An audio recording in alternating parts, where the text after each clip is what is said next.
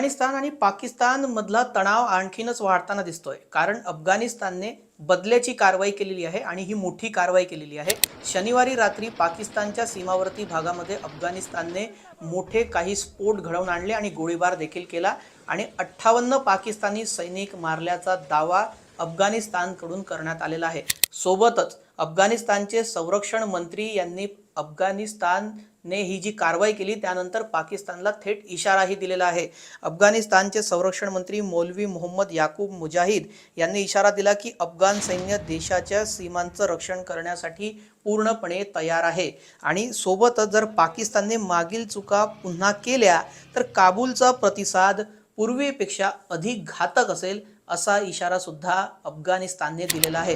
सोबतच काही वेगळ्या कारवाई देखील करण्यात येत आहेत। दोन्ही देशांच्या सुरक्षा दलांमध्ये रात्री झालेल्या चकमकीनंतर पाकिस्ताननं रविवारी अफगाणिस्तान सोबतचे मुख्य सीमा क्रॉसिंग देखील त्यांनी बंद करून टाकलेले आहेत।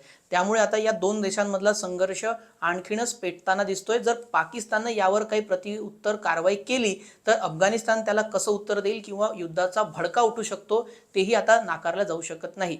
याबाबत तुम्हाला काय वाटतं कमेंट करून नक्की सांगा आणि असेच ग्लोबल अपडेट पाहण्यासाठी न्यूज 18 लोकमतला सबस्क्राइब करा।